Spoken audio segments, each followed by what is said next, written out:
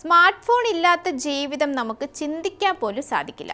എന്നാൽ ഇതിന്റെ അമിത ഉപയോഗം നിരവധി പ്രശ്നങ്ങൾക്കും കാരണമാകുന്നുണ്ട്. എന്നാൽ സ്മാർട്ട് ഫോൺ ആസക്തി കുറയ്ക്കാൻ പദ്ധതിയിടുകയാണ് ഒരു ജപ്പാൻ നഗരം.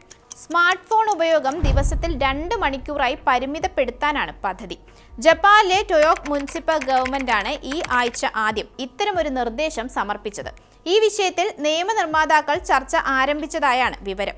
ജോലിക്കും പഠനത്തിനും പുറമെയുള്ള സമയങ്ങളിൽ മാത്രം ബാധകമാകുന്ന ഈ നിർദ്ദേശം കർശനമായി നടപ്പാക്കില്ല എന്നും മറിച്ച് സ്ക്രീൻ സമയം മികച്ച രീതിയിൽ കൈകാര്യം ചെയ്യാൻ പ്രോത്സാഹിപ്പിക്കുക എന്നതാണ് തങ്ങളുടെ ലക്ഷ്യമെന്നും നഗരത്തിലെ മേയർ വ്യക്തമാക്കി.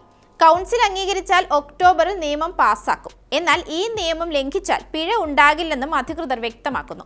പ്രൈമറി സ്കൂൾ വിദ്യാർത്ഥികൾ രാത്രി 9 മണിയോടെയും ഉയർന്ന ക്ലാസുകളിലെ വിദ്യാർത്ഥികളും മുതിർന്നവരും രാത്രി 10 മണിയോടെയും സ്മാർട്ട് ഫോൺ ഉപയോഗം നിർത്തണമെന്നും നിർദ്ദേശത്തിൽ പറയുന്നു. എന്നാൽ പട്ടണത്തിലെ താമസക്കാരിൽ 80% ആളുകളും ഈ നിർദ്ദേശത്തിൽ തൃപ്തരല്ലെന്ന് വാർത്താ ഏജൻസി റിപ്പോർട്ട് ചെയ്യുന്നുണ്ട്.